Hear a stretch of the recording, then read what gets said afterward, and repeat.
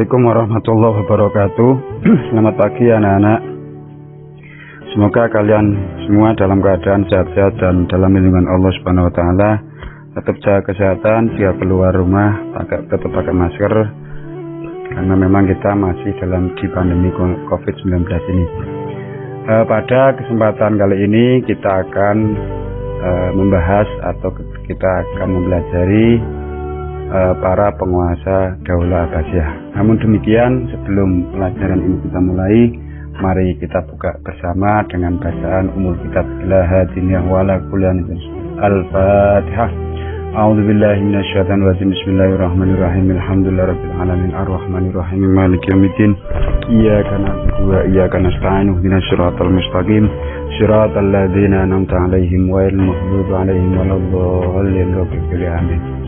Baiklah anak-anak, kita mulai pelajarannya, yaitu kita akan bahas para penguasa Daulah Abbasiyah. Sebagaimana sebelumnya kita telah mempelajari tentang bagaimana berdirinya atau proses berdirinya Daulah Abbasiyah atau dinasti Abbasiyah. Untuk itu pada kesempatan kali ini kita akan membahas tentang tokoh-tokoh atau para penguasa atau para khalifah dinasti Abbasiyah. Sebelumnya coba kalian cermati dulu ini kira-kira gambaran atau ilustrasi Harun ar-Rasyid ya.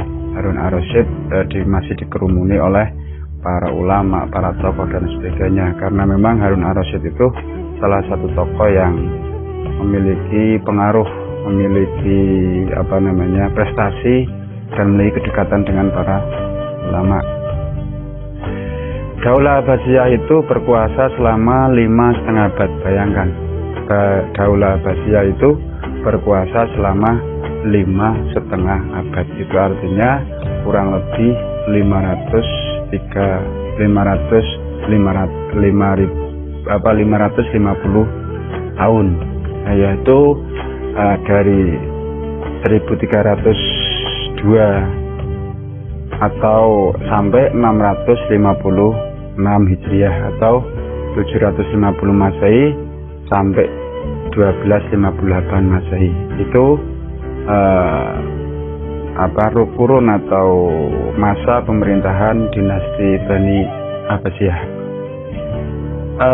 Dalam masa kekuasaannya tersebut ada 37 khalifah. Jadi selama 5,5 abad ini dipimpin oleh 37 khalifah. Nah, selama pemerintahannya mereka telah banyak mengukir prestasi dalam berbagai bidang. Nah, kita tahulah bahwa kebangkitan kecemerlangan atau masa kejayaan Islam itu justru berada pada dinasti Abbasiyah. Ya, baik itu dalam bidang pemerintahan, dalam bidang ilmu pengetahuan, baik dalam bidang militer, politik dan sebagainya. Di saat dinasti Bani Abbasiyah itu dulu umat Islam itu mengalami sebuah kejayaan jauh sebelum dunia barat itu muncul kebangkitannya ya. Jadi lebih dulu Islam, terutama pada dinasti Abbasiyah. Lalu kira-kira yang 37 orang itu kira-kira siapa para penguasanya? Yang pertama adalah Abu Abbas As-Sofa. Abu Abbas As-Sofa ini adalah pendiri ya, atau bisa dikatakan pendiri lah yang mendirikan atau ikut membangun kekuasaan dinasti Abbasiyah, yaitu khalifah pertama Abu Abbas As-Sofa, atau memiliki nama aslinya adalah Abdullah bin Muhammad bin Ali bin Abdullah bin Al-Abbas. Itu pada tahun 750 sampai 754 Masehi. Kemudian digantikan dengan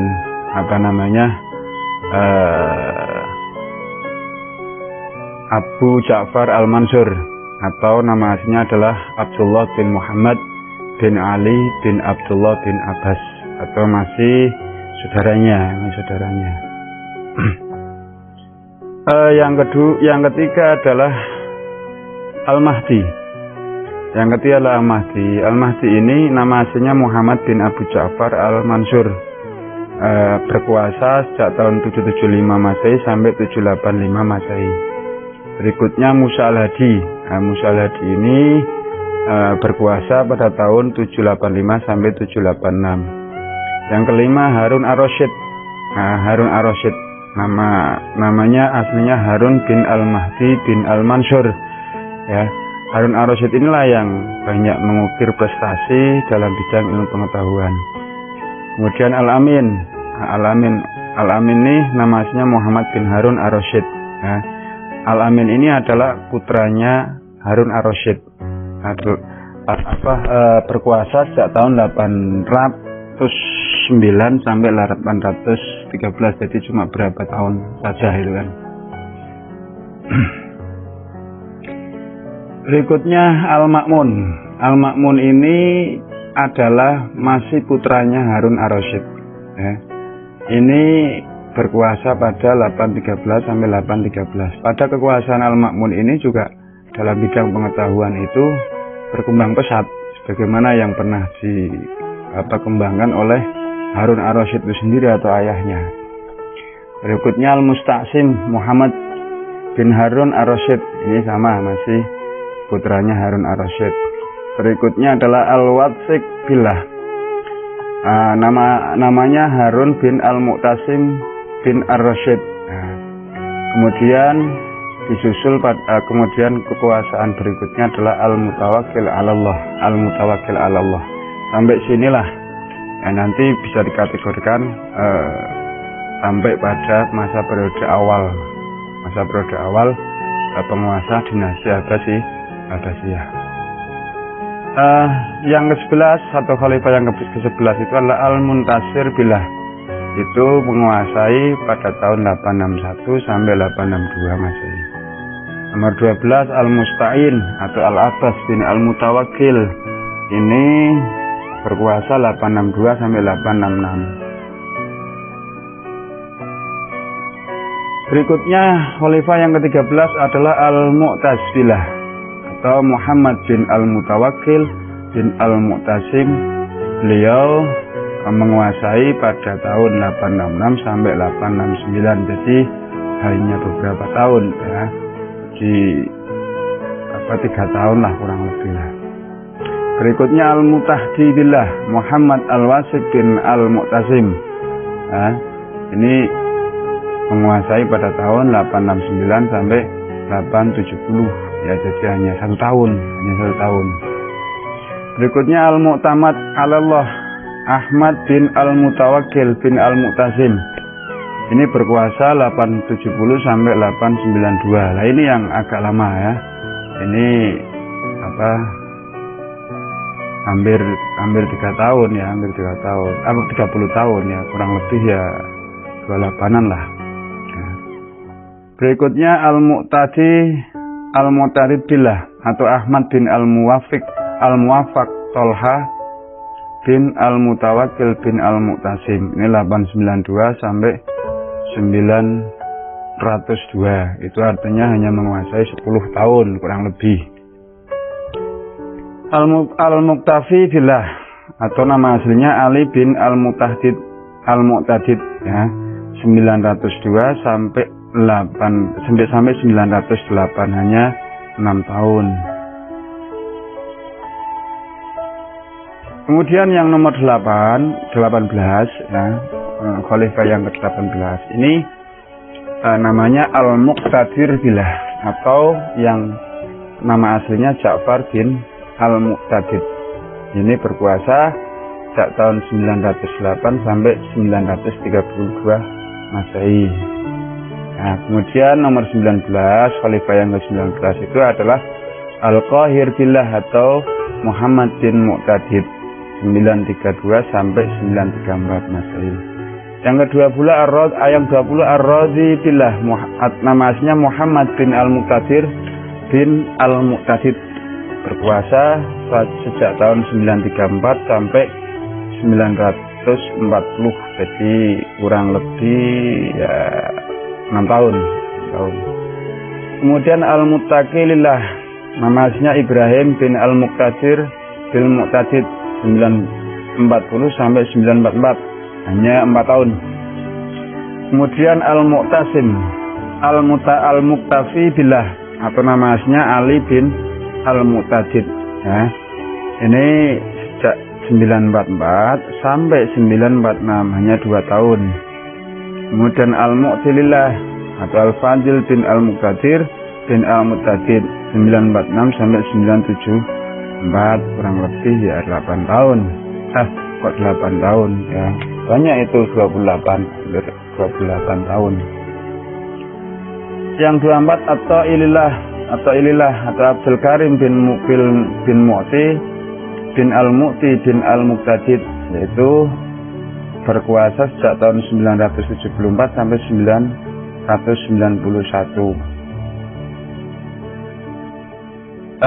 Yang ke-25 adalah Al-Qadir billah atau Ahmad bin Ishaq bin Al-Muqtadir. Ini sejak tahun 991 sampai 1031 Masehi. Berikutnya adalah Al-Qaim bi Amirillah atau Abdullah bin Al-Qadir billah, yaitu sejak tahun 1031 sampai 1075. Ini lumayan lama ini. Al-Muqtadi bi Amrillah atau Abdullah bin Muhammad bin Al-Qaim bi Amrillah 1075 sampai 1094. Ini juga lumayan panjang. Kemudian Al-Mustahir billah atau Ahmad bin Al-Muqtadi bi Amrillah 1094 sampai 1118 Masehi. Berikutnya Al-Mustarsyid billah atau Al-Fadil bin Al-Mustadir billah 1118 sampai 1135 Masehi. Berikutnya Ar-Rasyid billah atau nama aslinya Mansur bin Al-Mustashir billah, yaitu berkuasa sejak 1135 sampai 1136 Masehi. 31 Al-Muqtafi li Amrillah Muhammad bin Al-Mustashir billah. Ini nama aslinya, itu sejak 1136 sampai 1160 Masehi. Berikutnya Al-Mustanjid billah atau nama aslinya Yusuf bin Al-Muqtafi li Amrillah, berkuasa sejak 1160 sampai 1170, cuma 10 tahun. Kemudian Al-Mustati bi Amrillah atau Al-Hasan bin Al-Mustanjid billah, itu berkuasa dari sejak tahun 1170 sampai 1180 atau 10 tahun. An-Nasir li'idnillah atau nama aslinya Ahmad bin Al-Mustadi bi Amrillah, yaitu sejak tahun 1180 sampai 1225. Ini juga cukup lama ini. Dan cukup lama, 45-an tahun ya. 45-an tahun. Kemudian Az-Zahir bi Amrillah atau Muhammad bin Al-Nasir li'idnillah dari sejak 1225 sampai 1220. Ini cuma setahun ya, Nggak tahu kalau setahun itu karena apa. Al-Mustansir billah atau Mansur bin Az-Zahir bi Amrillah 1226 sampai 1242. Ini cukup lama. Al-Mustaqsim billah ini adalah khalifah terakhir. Al-Mustaqsim billah ini adalah khalifah terakhir, artinya Al-Mustaqsim billah ini memimpin di saat-saat Bani Abbasiyah mengalami sebuah kehancuran seperti itu, terutama oleh pasukan Mongol.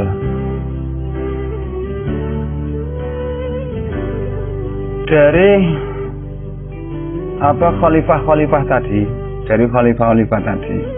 di mana banyak terdapat khalifah itu diangkat dari anak-anak raja sebelumnya atau anak-anak khalifah sebelumnya, maka bisa dikatakan bahwa Daulah Abbasiyah menerapkan sistem pemerintahan monarki hereditaris atau sistem kerajaan yang pola kepemimpinannya itu secara turun-temurun dari ayah ke anak, ke anaknya lagi atau saudara dan sebagainya, di mana khalifah dipilih berdasarkan garis keturunan dan rakyat harus tunduk menerimanya.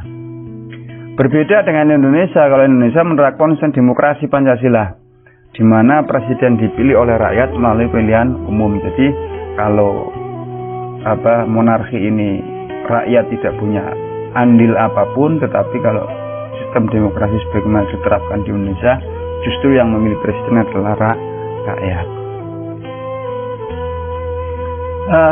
Kemudian kita akan bahas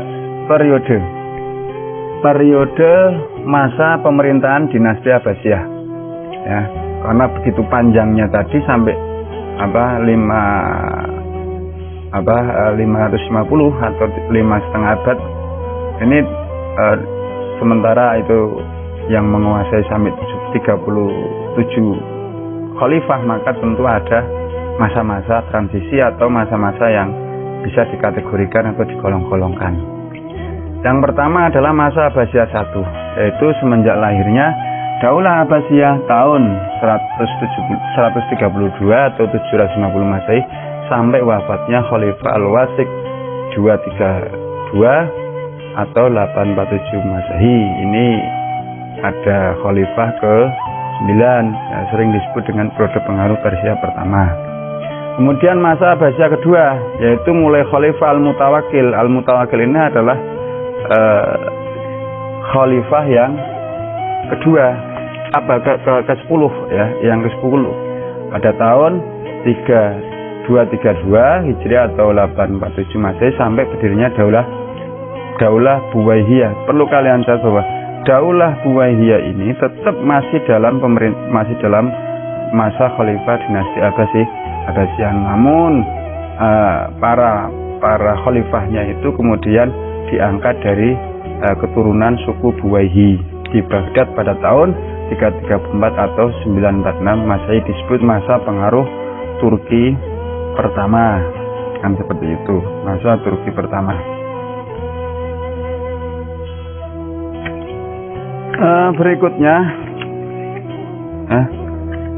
Berikutnya masa Abbasiyah III, yaitu dari berdirinya Daulah Buwaihiyah tahun 334 atau 946 sampai masuknya kaum Saljuk di ke Baghdad pada tahun 447 atau 1055. Periode ini disebut dengan masa pengaruh Persia kedua.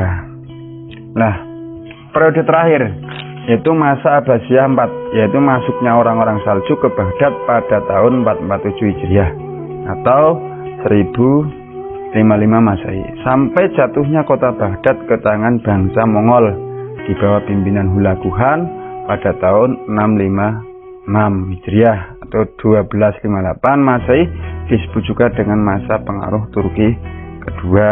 Jadi ini periode-periode masa pemerintahan dinasti Abbasiyah, di mana berakhir pada tahun 1258 lah, atau periode Khalifah Al-Musta'sim Billah, di mana di situ terdapat serangan dari bangsa Mongol yang dipimpin oleh Hulagu terjadi pada masa pemerintahan itu, ya, yaitu Mu'tasim Billah, dalam peperangan yang berlangsung selama 40 hari di situ.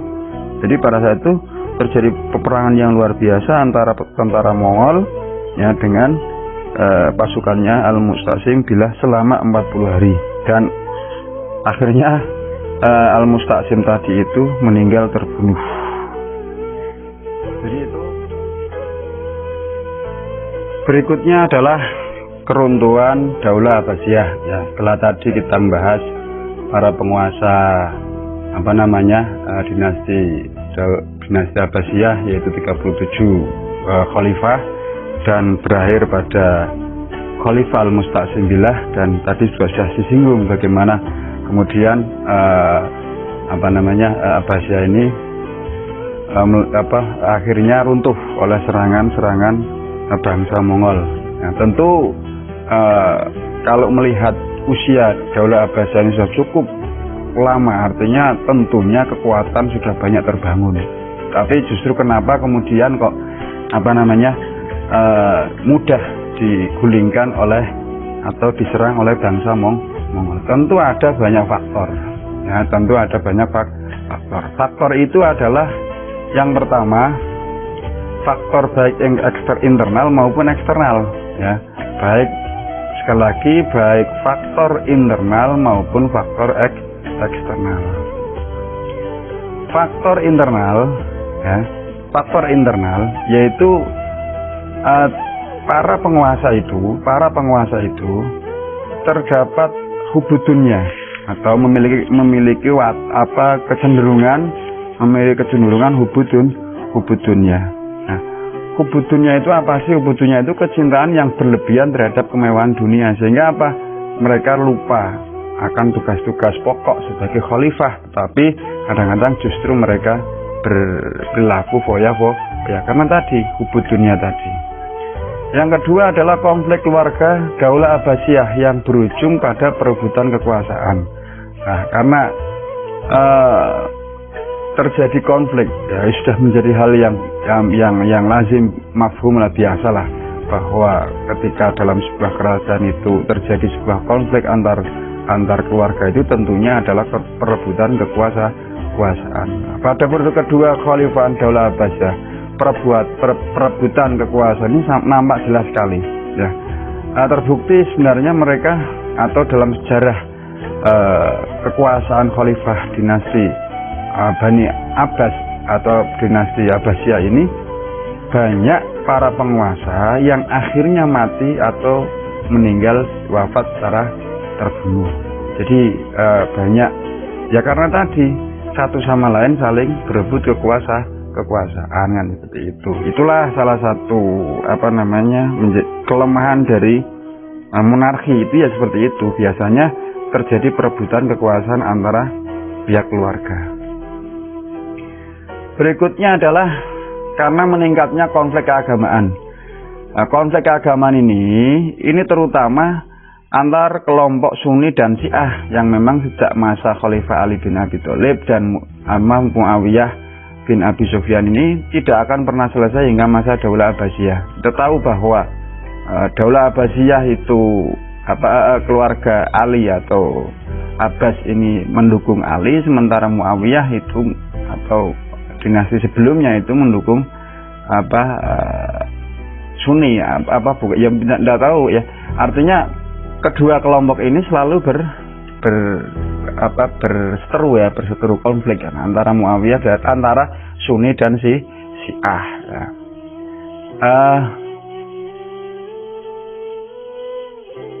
Kemudian faktor internal yang lain itu melemahnya jiwa patriotisme dan nasionalisme. Daulah Abbasiyah banyak memperoleh kemakmuran sehingga mampu membayar tentara asing dari Turki untuk menjaga keamanan dan pertahanan negara. Persoalan ini memicu merosotnya jiwa patriotisme dan nasionalisme rakyat Daulah Abbasiyah. Perlu kalian catat bahwa jiwa patriotisme dan nasionalisme itu adalah sesuatu yang sangat penting bagi tegaknya sebuah negara, ya, demi tegaknya sebuah negara. Termasuk di sini, di pengalaman pada dinasti Daulah Abbasiyah ini, pada periode 2, periode 3 itu sudah mulai mereka menggunakan kekuasaan atau menggunakan tangan asing, tentara asing dari Turki, yang kemudian lama-kelamaan tentara dari Turki ini kemudian ambil bagian karena mampu mempengaruhi dalam pemerintahannya.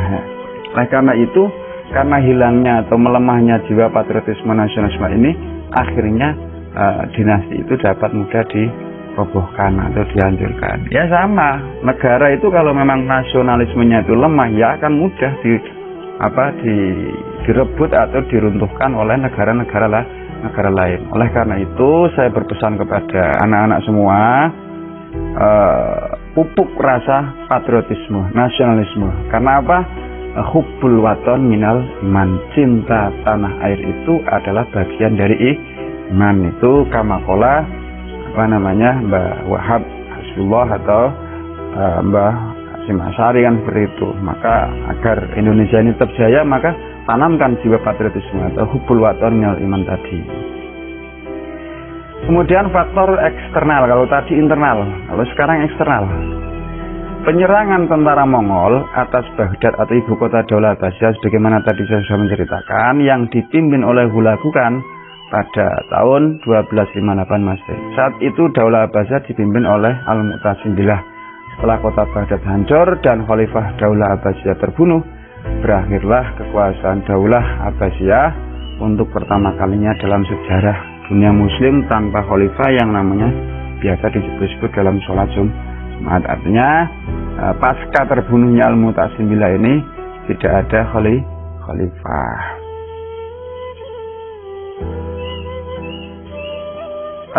Berikut faktor eksternal yang lain adalah banyak muncul pemberontakan.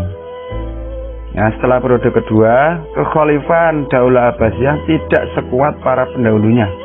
Kebijakan pemerintahan yang tidak berpihak kepada rakyat, tingginya pajak yang dibebankan kepada rakyat, mengakibatkan banyak daerah-daerah yang memberontak dan memisahkan diri dari pemerintah pusat Daulah Abbasiyah. Disinilah karena memang terjadinya pemberontak ini juga karena ulah penguasa. Karena ulah penguasa yang tadi banyak membayar tentara asing dari Turki dan memiliki sikap hubudunnya sehingga mereka kemudian lupa akan amanahnya menjadi seorang pemimpin, bahkan mereka itu memeras, ya, mengambil pajak yang tinggi, ya, sehingga di situ rakyat kemudian ya menjerit dan akhirnya melakukan pemberontakan. Ya. Di samping itu ada sebuah dominasi bangsa Turki dan bangsa Persia. Ya. Tadi sebagaimana saya ungkapkan di periode awal, di periode kedua itu sudah dikuasai oleh bangsa Turki, nah, baik Buayhi dan Turkian seperti itu. Nah, sehingga apa? Bangsa Turki dan bangsa Persia atau Bani Buayhi, ya, Turki dan Buayhi banyak menguasai pemerintahan dan mempengaruhi kebijakan khalifah. Segala persoalan terkait jalannya roda pemerintahan dikendalikan oleh bangsa Turki dan bangsa Persia. Kedudukan khalifah Daulah Abbasiyah benar-benar hanya sebatas pemerintah boneka saja. Itu ketika para penguasa dikuasai oleh bangsa Turki maupun bangsa Persia. Itulah penyebab keruntuhan dinasti Abbasiyah. Demikian pelajaran kali ini. Untuk tugas saya akan memberikan pada ruang yang berbeda. Ya, jadi sekali lagi saya berpesan kepada kalian, jaga kesehatan kalian, ya, tetap ketika keluar rumah pakai masker dan sebagainya. Nah, untuk mengakhiri pelajaran pada kali ini, mari kita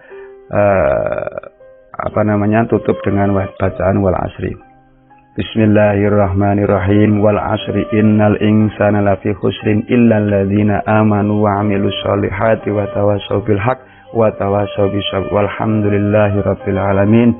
Demikian yang dapat saya sampaikan, kurang lebihnya mohon maaf. Akhirul kalam, wallahul muwaffiq ila aqwamit thoriq. Wassalamualaikum warahmatullahi wabarakatuh.